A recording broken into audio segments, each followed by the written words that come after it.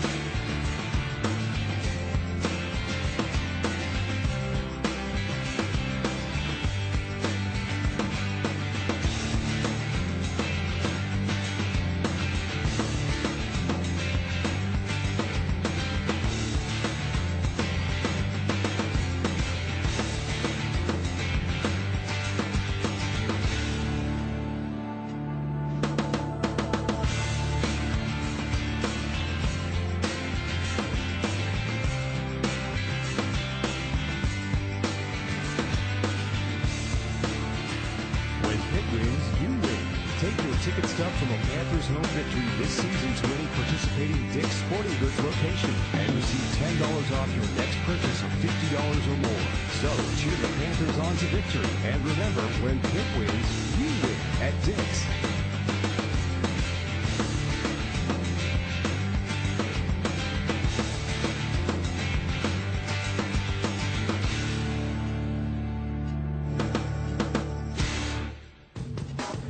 We are back at halftime. 37-31 is our score in this first of our internet telecast, courtesy of Panther Vision production.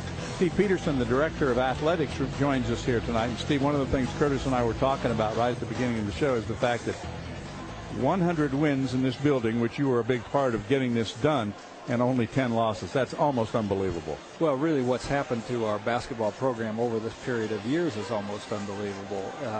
Certainly, when you think about winning 100 games, only losing 10 in that period of time, it's spectacular. And, you know, as we came into this building, we knew that there were real opportunities for us. But I see on the screen some of the accomplishments of this program. When you talk about 7 straight NCAA appearances, which is the most in the Big East, a 79% winning percentage, and of course winning 3 Big East regular season titles and 2 tournament titles, is unbelievable, including all of the appearances in the Big East championship games. That's right. And I think that, you know, I was sitting with an athletic director at another school, a school that has tremendous basketball tradition, before the tournament last year, and he said, "Steve, do you think we have pretty good tradition at our program?" And I said, "Yeah." He said, "We've been to the title game 1 time in history." Wow. And you think about that. That's pretty special, and it's a tribute to some great young people and some great coaching. Go ahead, Curtis. Steve, I just want to say, obviously, congratulate you on being a great visionary, and not just what you've done here at the Peterson Event Center with this beautiful facility, but what you've done in terms of having the Pitt Panthers play at Heinz Field and all that other good stuff. And now talk about being a visionary. You have us on the internet, where the Pitt fans can see us all over the country. And I just want to congratulate you for that. But as I look at the game here today, I just want to get your opinion. One thing that jumps out at me right away is that the Pitt Panthers is losing on the rebounding end of this, 21-15, and with DeJuan Blair, that has to scare you a little bit not being in the game. Well, certainly, nobody knew that DeJuan wasn't going to play tonight, and he's been a big factor for us, and the thing that's important probably about this overall is that there are going to be days where you're not going to have DeJuan, and everybody's going to have to step up and do some good things, and we've become pretty dependent upon him. He's a tremendous player and a tremendous leader. I think he brings a unique energy to the court too, and we have fine players, and Gary McGee is going to be a really fine player, but everybody has to step up and make things happen, and they will. But I'll guarantee you right now in the locker room, Jamie's telling them we got to get this thing going. They got to play like we're capable of playing, and little things like that.